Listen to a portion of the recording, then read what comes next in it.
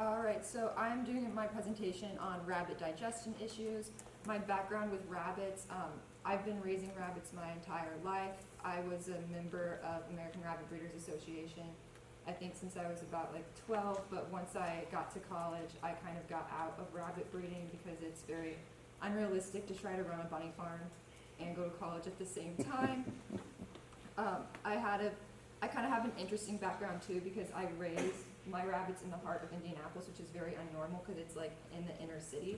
So I was one of the only major rabbit breeders around there for like a couple hours, and you learn once you're raising rabbits that there's not a lot of vets that see bunnies. There's 2 in Indianapolis.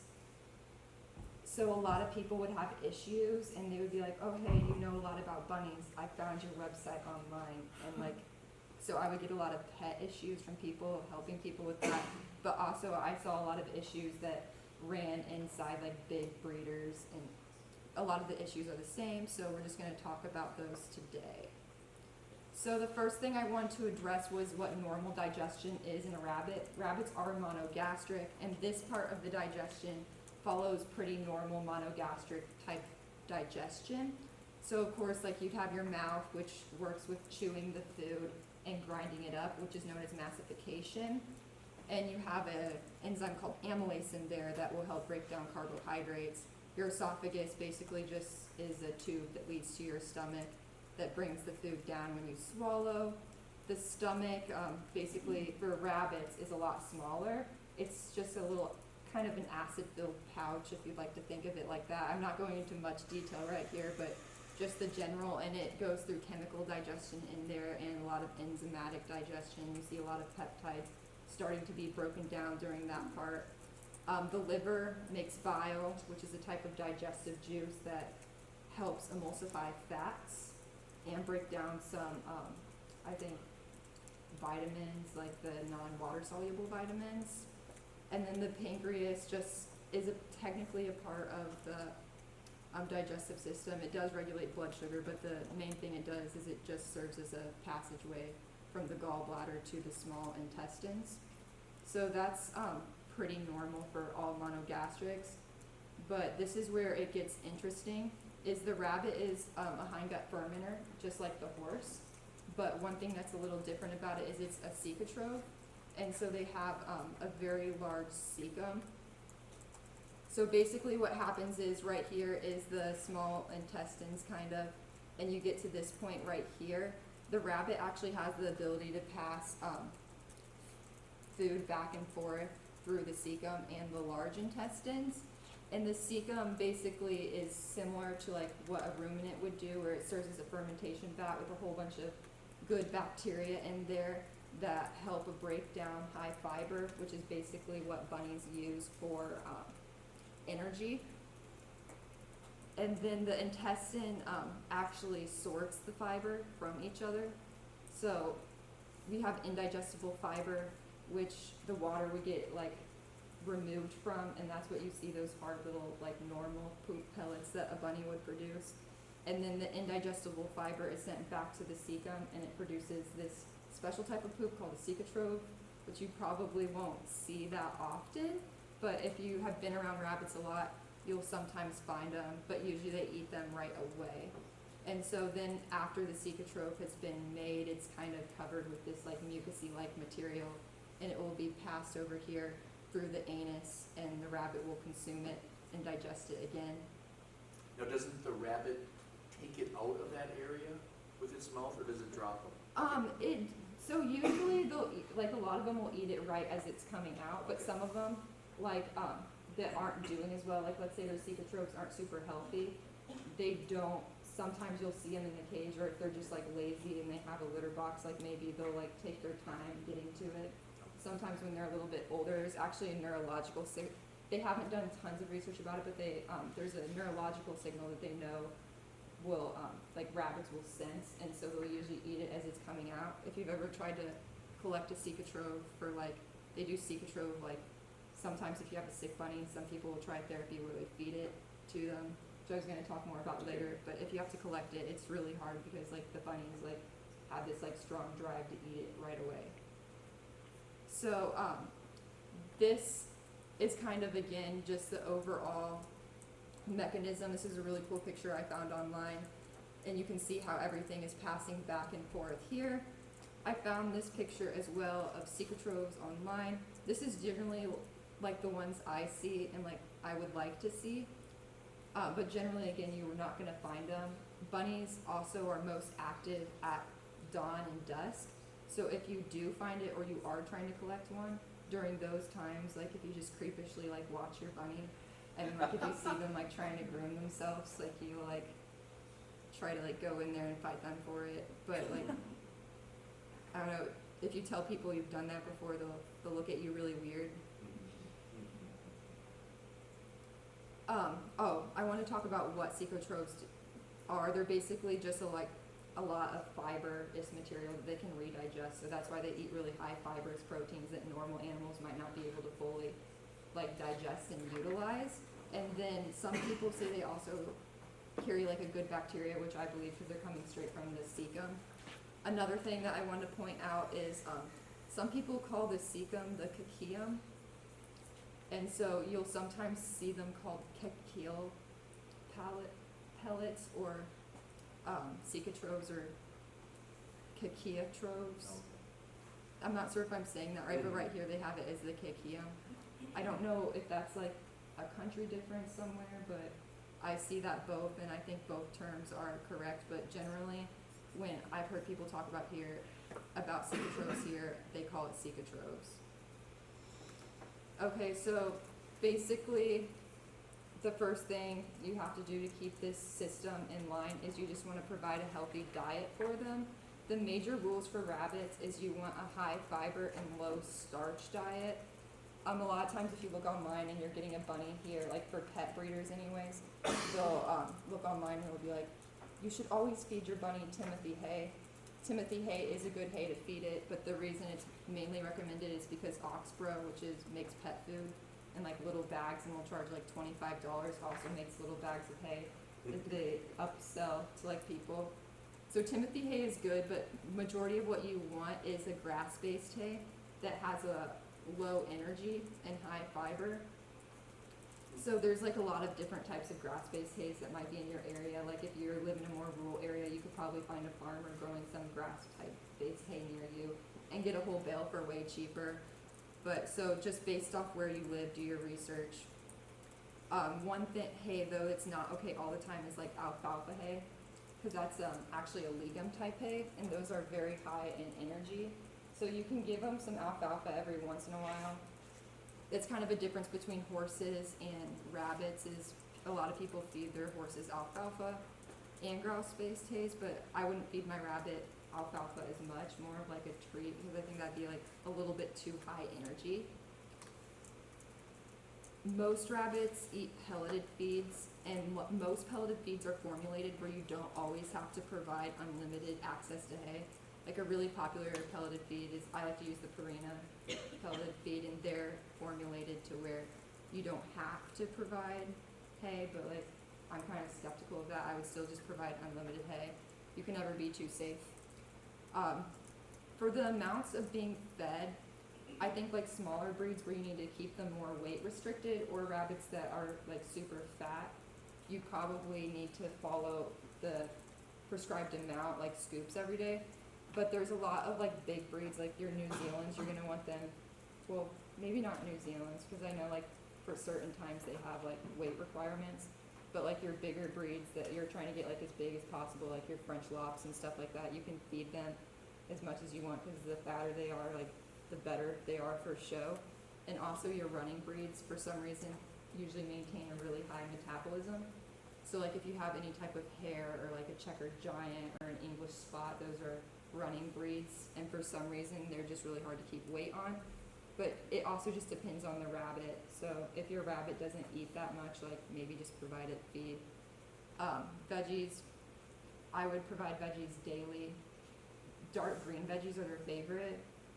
They don't really like the carrot bottoms that much, is what I found. Like they'll eat them, but carrot tops are really what they enjoy more. They like dark green veggies. Kale's a favorite, spinach is a favorite. And you can feed fruits, oats, and cereals, but again, those are high energy feeds, and so we don't want a lot of those. Like for example, I give Rugby a couple Rice Krispies every day. Rugby's my bunny that I brought here with me today. He loves Rice Krispies, but he can't get that many of them because they're really high in energy and it would probably make him upset. And why this is important is because high fiber helps the gut to continue moving and not become stagnant. And if you don't have it, it can lead to like gas buildup, and it can also like block up the digestive tract, and then you'll face like a lot of secondary type problems that can actually kill the rabbit. And then high sugars, the reason we don't feed them is because there's a whole bunch of bacteria in the cecum. And when you feed high sugars, it provides nutrition for these bad bacteria to grow, and then you have an infection. There's a lot of different type of bacteria that grow, and they're all in kind of like a balance. And when they get out of balance, that's when you start seeing like sicknesses. So like a lot of the bacteria that cause disease exist in the rabbit naturally, but they're kept in balance by keeping like a healthy like bacterial microbiome. So these are some common problems that I see. Like a lot of times a breeder will talk to you and they'll tell you like, oh, this rabbit got enteritis. And enteritis is a condition, but it's more of like a secondary condition because it's caused by many things. And so I think that's these two diseases or disorders aren't just like, they'll Google it and they'll be like, oh, this is enteritis. Like, yes, it's enteritis, but it's more kind of like showing up because of something else that caused it. So enteritis is known as inflammation of the gut. It happens in a lot of animals. Something you might be familiar with is like people with Crohn's disease often have enteritis because their like small intestines will be inflamed. GI stasis is basically peristalsis of the gut, and it basically means that the gut isn't able to contract. The gut is constantly like in a ruminant animal or in any animal really, it's always moving. That's why you hear gurgling sounds and stuff like that. And when that happens, something is either blocking it or it's just not moving as normally or slowing down. These are, one thing that I like to highlight here is, these things are very similar to, caused by very similar things. And a lot of times they occur together, I think personally, because they can be caused by like bacteria, viruses, metabolic upset, diet change. So there's a lot of different things that can cause it, but what they're characterized by are a little bit different. Usually enteritis, you see diarrhea and just like a bunny who's like lethargic, but you also see like refusal and feed, and so sometimes refusal and feed on top of the diarrhea will kill the rabbit. Usually it's dehydration that's going to kill the rabbit, not the enteritis. And the same with GI stasis, it's dehydration that's going to kill it before anything else. But it's characterized, if you see a lot of bloat, it's probably more of like a GI stasis, but you'll also see like feed refusal and possible water refusal, which can also lead to dehydration. And a lot of times they occur together.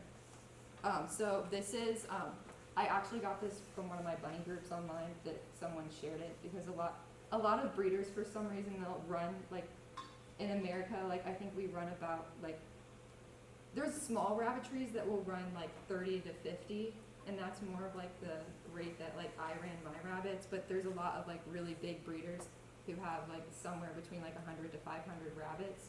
I don't know how big of a breeder how big of a rabbitry this rabbit came from, but I asked the lady who owned the rabbit if I could use the pictures, and she said that I could, so that was very nice of her. This was a kit is a baby bunny that she suspected had enteritis, and so just looking at this overhead view, you can see right here, this seems a little bloated to me, and that's not how I would expect a normal kit to look from the top. So this is a video that I'm not sure if I can, there's no like sound to it. Okay. So that's like a video, like you can see like gas kind of, and usually like an upset stomach, but also just like looking at like how bloated it is in general. I thought this was a really good video to like show of it. She said it was enteritis, but I'd also suspect like that seems more like a gas thing to me. So I would suspect probably that there was probably a little bit of like gas buildup, and a lot of people will be like, oh, this is enteritis. I'm just like, that's more of a inflammation. So if you have gas going on, you might also have like a stasis issue as well. And it's really hard because they look so similar. Let's pause here, okay, and let people go if they have to. It looks like a great spot to. Okay, I wanted to go into like a common cause of enteritis. Again, like enteritis and GI stasis have a lot of different causes, so that's why it's important to try to figure out what its cause is before you go about treating it. To really treat it successfully, you need to figure out what is causing these secondary type of disorders. So enterotoxemia is a very, very common one, like I said again, and it's caused by Clostridium bacteria, which actually does live in the gut of the rabbit. I think Clostridium bacteria actually causes a lot of diseases in many animals. So it's a very common type bacteria that animals can get sick from.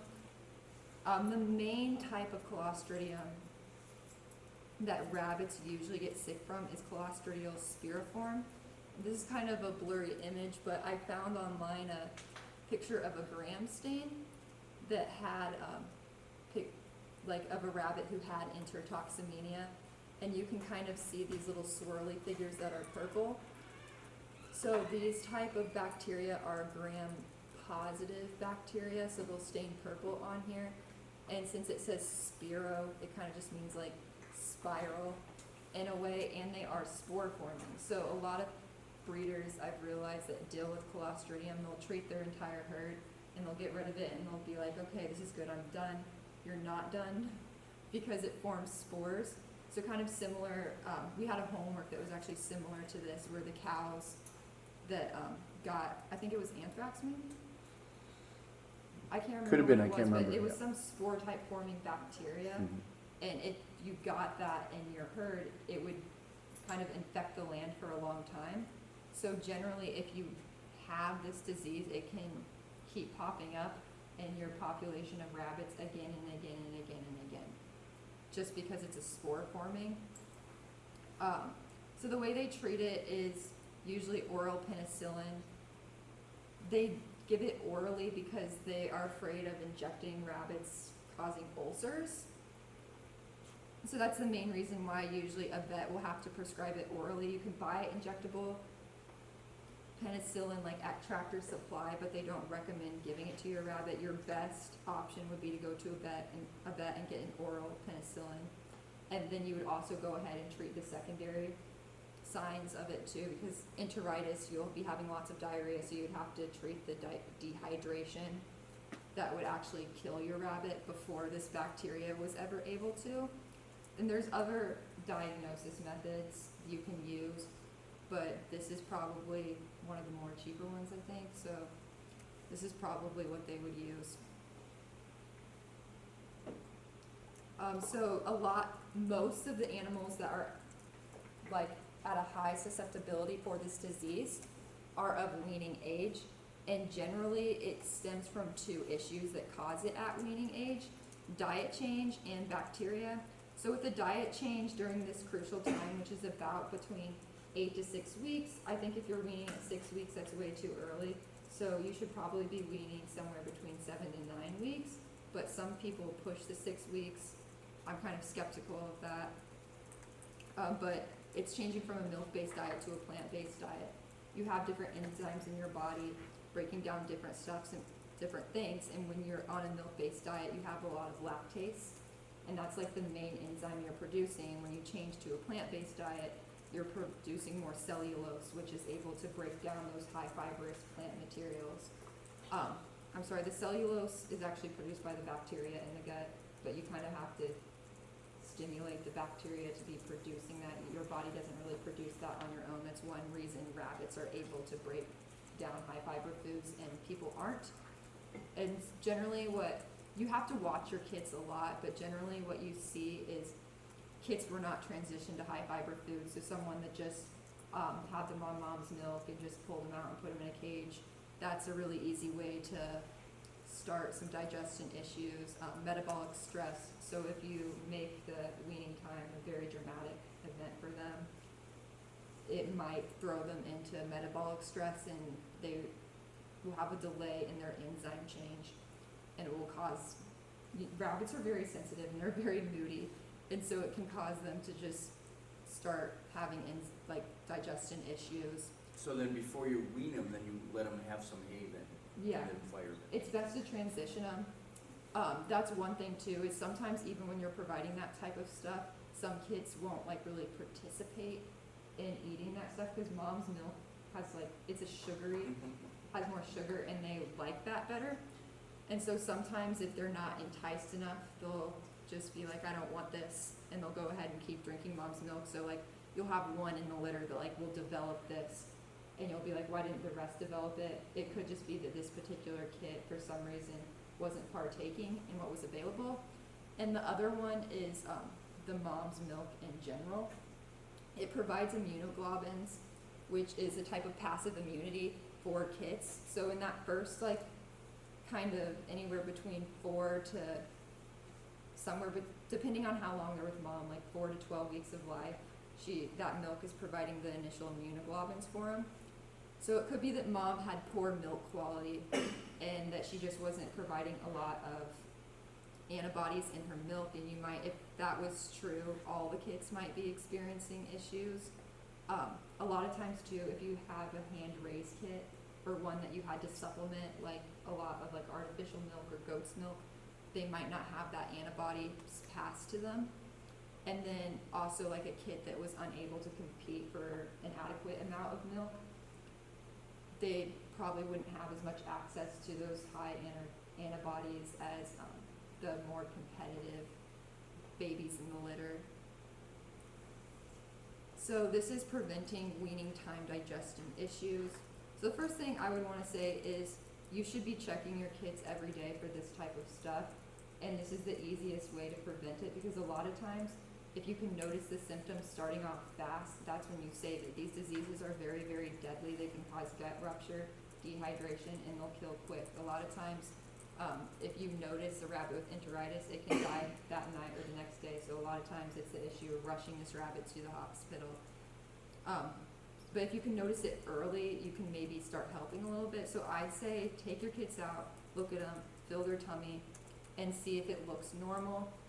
Rabbits generally do have gut fill, so I wouldn't want it to see it sunken in any, but compare it to the other babies in the litter.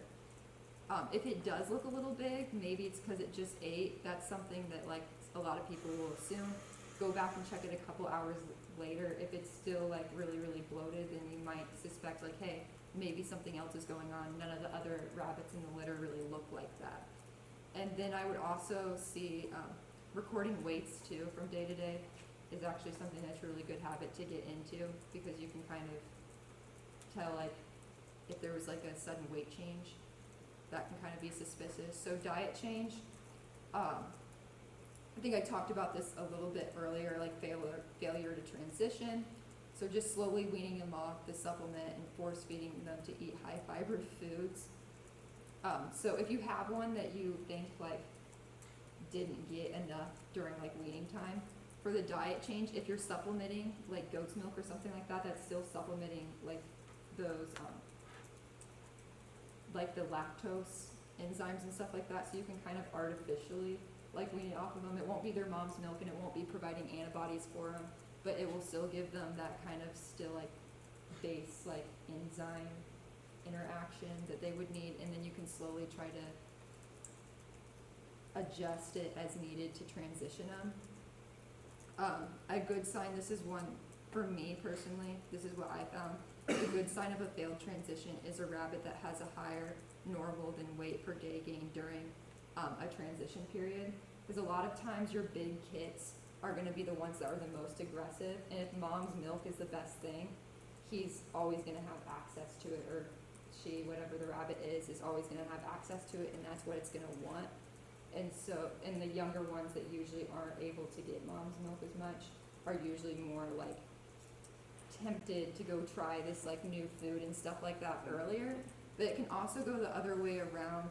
Sometimes if you can tempt these bigger bunnies to try the food or these high fiber foods, if you're not providing enough of it, it can cause these little kids to like run back to mom and just be like, oh, this is my chance, I can get all the milk I want. But generally, if you're providing a lot of high fiber foods, that doesn't happen as much, but it's still something to watch for. Yeah, I said try introducing kale. They really like kale, so that's something that's very tasty to them, and it's high in fiber, so that's something that's good to wean them over to. And then this is true for older rabbits too. I'm a really big supporter in probiotics for rabbits. Some people aren't as big, but like I said, keeping that bacterial population in check is one of the best things you can do to prevent bacterial diseases, because a lot of them are like already naturally existing in the gut. There's something called Benebac on mine. I think it can be used for a lot of different animals, but I've used it for my bunnies for a long time. It keeps them healthy. It's very cheap and effective. And then keep basically also just making sure the environment is clean. Wearing clean clothes, general PPE procedures, washing hands before you handle a rabbit. One of my favorite things to do is I would bleach down my cages often, but like I had wire cages for a long time, and they get like hair stuck on them, so I got a flamethrower when I was a kid, and I would torch them all, and so that's kind of fun. You get to play with fire, and it's helping prevent bacterial infections for your rabbits, so you have an excuse to play with fire. That's fun. And just general disinfecting of the rabbit area to prevent like any bacteria from multiplying. And this is one thing I put, don't continue breeding does if they have poor milk quality. So if you're getting litters over and over and over again that have like bacterial infections, you might assume, hey, I probably have a spore-forming bacteria. This entire area might always have problems with this.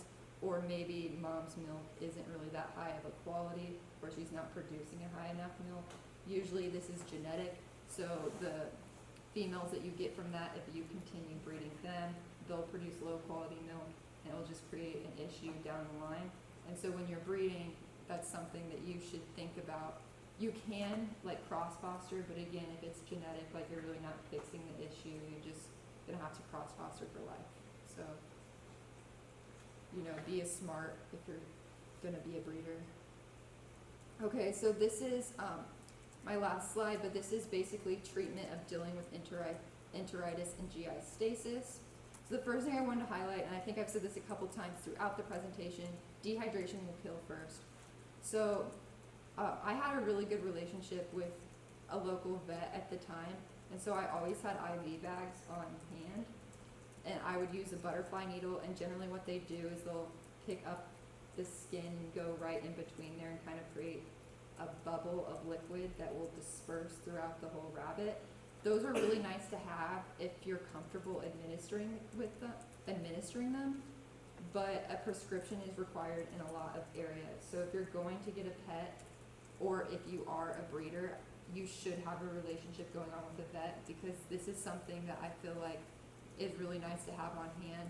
But again, some areas won't provide it to you, and some vets might not be willing to write you a prescription for it. They might want you to come in each time you have to have it. So it's just like finding someone that is able to work with whatever situation you have. Of most people, what I see online especially, if they have dehydrations, they'll try to put electrolytes in the water and force feed them water with a syringe or something like that. It's definitely not anywhere as near as good as this, but it's better than doing nothing. And it will help hydrate the rabbit. Pedialyte is available at the store. People buy it over the counter. I have found that people are very big fans of things that they can buy over the counter for rabbits. So there's a lot of baby drugs that get used for bunnies.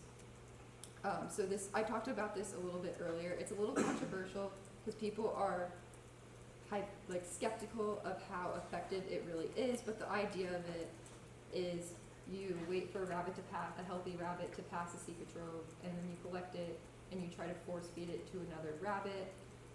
A lot of times people don't like it because they say it can be stressful for both the donor and the rabbit receiving it. And a lot of times too, people collect it when it's too dry, so it loses that mucus coating, and it would get destroyed in the stomach basically and have no beneficial effect. There's also not a lot of data to really prove it or disprove it, so it's kind of like I don't want to say theory because it's worked for some people, but it's kind of like people are skeptical about how well it actually works, and they're also afraid of making another rabbit sick, because if you're doing a Secatro donation, like generally it's over, you find a rabbit that's more convenient, and there might be a chance that it's bacteria, it might have bad bacteria as well, that you give to an already sick bunny, and it creates another bacterial infection. So people are afraid of that as well. Antibiotics, if you have something that is caused by a bacteria. Penicillin is often given orally, like I said earlier, and a vet needs to prescribe this. Usually there's not antibiotics generally given over the counter, especially for bunnies. For bloat, I always thought this was really funny. People give them baby gas drops, and you can buy infant Mylicon at the store. That's kind of the brand name, but you could buy one, like you could buy a generic one, but usually the active ingredient is smithicone. I don't know if I said that right, and I think they said like the active quantity in it is like 20 milliliters or something. It's usually like 20 milliliters, maybe microliters, but it will say on the box. For feed refusal, they have, this is like liquid gold is what I would call it. It's basically a wet feed, and you put it in a syringe. It comes in like a dry powder, and you mix it up, and then you can force feed it to a rabbit in a time where it's not consuming liquids. This is important because it has high fiber in it, and if you take that high fiber out of the diet, you just cause GI stasis because it doesn't have anything to keep the gut churning. You can buy it online. I don't really see it in stores that much. I've seen Walmart claim that they sell it. I've never seen it in Walmart. So if you have a bunny, I would just go ahead and buy one of these. It stores for a really long time. It's a dry powder. And just have it on hand in case of emergency. But I really wanted to highlight this right here because a lot of times I see people trying to treat both of these issues, and they're just treating all these causes right here, these secondary effects of what the real issue is. We don't know what causes these diseases. We know what causes them in general, but you won't know by just looking at the rabbit what was the cause of it, and you're not really treating the rabbit. So a lot of times people will relieve the bloat, and then they'll say, oh, the rabbit started eating, I relieved the bloat. So it starts eating because it doesn't feel as much pain anymore, but the bacterial infection is still there, and then they'll say they walked in the next morning and the rabbit was dead and it seemed like it was getting better. This is why these things have such high kill rates, because people will look up online and they'll be like, oh, I could deal with this myself, I don't need to go to the vet, or the vet is far away. All these things are very, very good to do while you're trying to get to a vet or get into a vet or keep your rabbit alive. But then again, like, you don't know what you're dealing with. There occasionally are some people who get lucky, and like, let's say like the reason you caused GI stasis was because your rabbit ate like a crap ton of cereal one day and it was a really high energy feed. If they are able to treat the symptoms and get it through that time, sometimes it will be a full recovery and you'll see these like happy stories, but more often than not, it's usually going to be caused by something else, and that's why like the kill rate for a rabbit that gets something like that is insanely high. Like, I think if a baby rabbit gets it, it's like over 50% chance of death. So it's not something to play around with. Contact your veterinarian, figure out what you're dealing with. And that is the end of my presentation so far. Excellent. Let's give her a round of applause.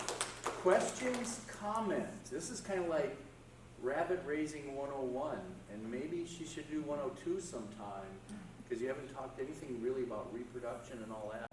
I have one question. How many rabbits have you raised in your lifetime? Estimate. Estimated, well, I've been raising them since I was 12.